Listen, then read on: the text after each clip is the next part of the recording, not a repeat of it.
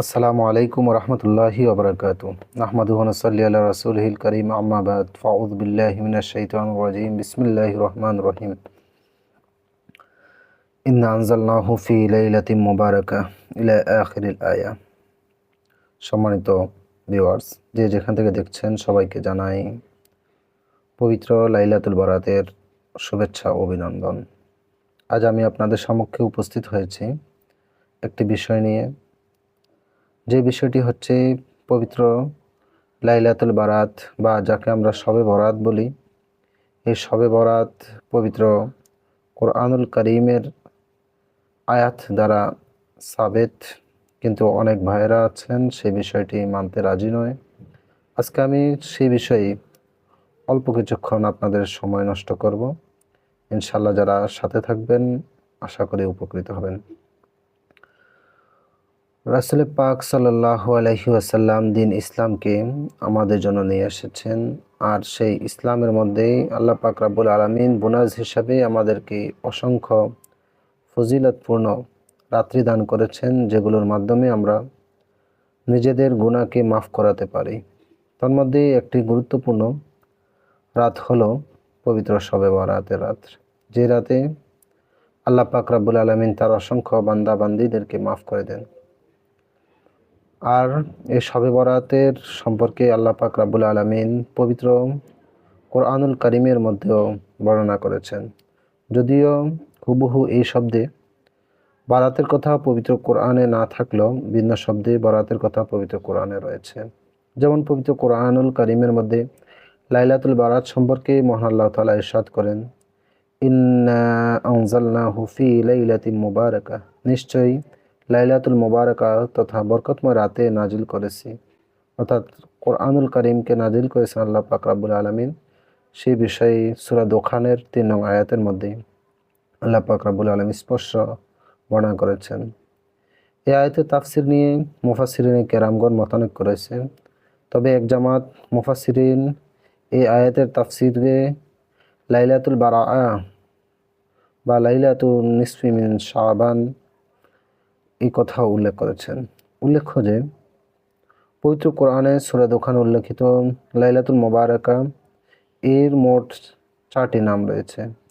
যেমন বিশ্বনন্দিত মুফাসসির ইমাম শামসুদ্দিন কুরতুবী রহমতুল্লাহি আলাইহি, যিনি 671 হিজরি ওনার ইন্তেকাল, অনেক পুরাতন তাফসিরকারক, তার কিতাবের মধ্যে এভাবে ইরশাদ করেন, ওয়ালাহা আরবাআতু আসমাইন লাইলাতুল মুবারাকা ওয়া লাইলাতুল বারাআ লাইলাতুস সাক ওয়া লাইলাতুল কদর, যে নিশ্চয়ই ইহা 4টি নাম যথা লাইলাতুল মুবারাকা, লাইলাতুল বারাআ, লাইলাতুস সাক ও লাইলাতুল কদর।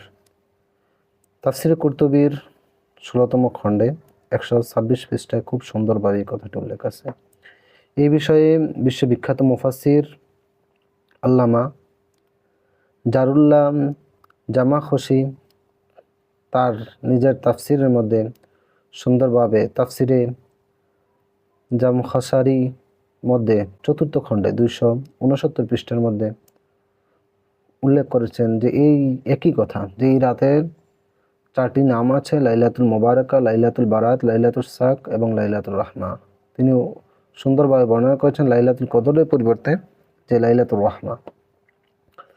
শুধু তাই নয়, বিশ্ববরেণ্য মুফাসসির ইমাম ফখরুদ্দিন রাজি রহমতুল্লাহ আলাইহি ও আল্লামা মাহমুদ আলসি বাগদাদি রহমতুল্লাহি আলাইহি, তারা দুইজনে উল্লেখ করেন, কি বলেছেন, আন্না লাইলাতুন নিসফি মিন শাবান লাহা আরবাআতু আসমা, লাইলাতুল মুবারাকা ওয়া লাইলাতুল বারাআ ওয়া লাইলাতুস সাক ওয়া লাইলাতুর রাহমা। তারাও একই কথাই বলেছেন এই আয়াতের ব্যাখ্যায় তাফসিরে, যে নিশ্চয় শাবানের মধ্যবর্তী রাতে 4টি নাম রয়েছে, লাইলাতুল মুবারাকা, লাইলাতুল বারাআ, লাইলাতুস সাক ও লাইলাতুর রাহমা। তাফসিরে কবিরের 27তম খণ্ডে 653 পৃষ্ঠায় এবং তাফসিরে সাবির 4র্থ খণ্ড 55 পৃষ্ঠায়, তাফসির রুহুল মাআনির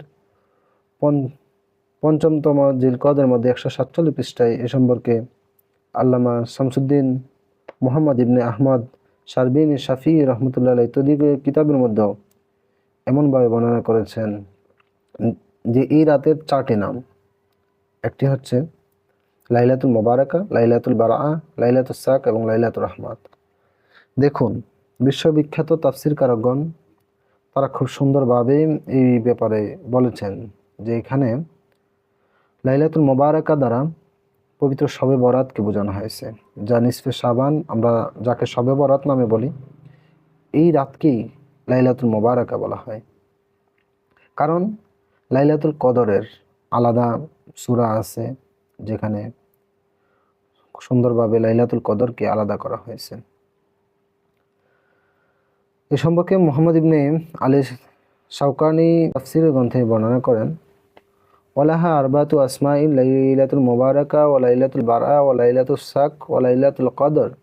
ক্বালা ইকরামা আল লাইলাতুল মুবারাকা হুনা লাইলাতুন নিসফি মিন শাবান।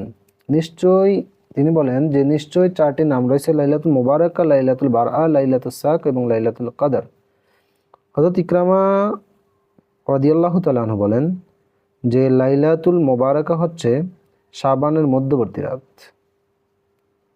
খুব সুন্দরভাবে তাফসিরে ফাতহুল কাদিরের 4র্থ খণ্ডে 653 পৃষ্ঠায় এই কথাটি উল্লেখ আছে। আপনারা যারা আলেম আছেন বিষয়টি দেখে নেবেন। উল্লেখিত তাফসিরের দলিলসমূহ দ্বারা বোঝা যায় কি যে লাইলাতুল মুবারাকা দ্বারা যেমনইভাবে লাইলাতুল কদর হয়, তেমনইভাবে লাইলাতুল বারাআও হয়।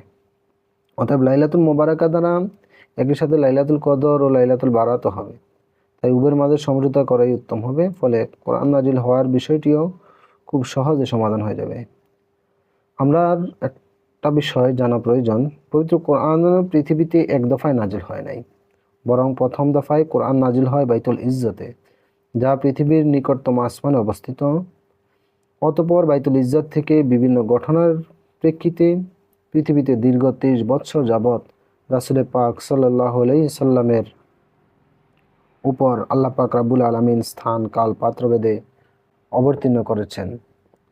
তো এই কারণেই আমরা এই বিষয়গুলো লক্ষ্য রাখতে হবে যে লাইলাতুল বারাআ আর লাইলাতুল মুবারাকা, এই বিষয়ে তাফসিরের কিতাবের মধ্যে মুফাসসিরিনে কেরামগণ তারা খুব সুন্দরভাবে তারা এগুলোর সমাধান দিয়ে গেছেন। তাই আমরা নতুন করে সে বিষয়ে যেন আমরা ফিতনা সৃষ্টি না করি, মানুষদেরকে ইবাদত বন্দেগী থেকে আমরা যেন সরিয়ে না রাখি, সেই বিষয়ে আল্লাহ পাক রাব্বুল আলামিন আমাদেরকে বুঝার এবং আমল করার তৌফিক দান করুন। আমরা সকলে বলি আমিন। আসসালামু আলাইকুম ওয়া রাহমাতুল্লাহ।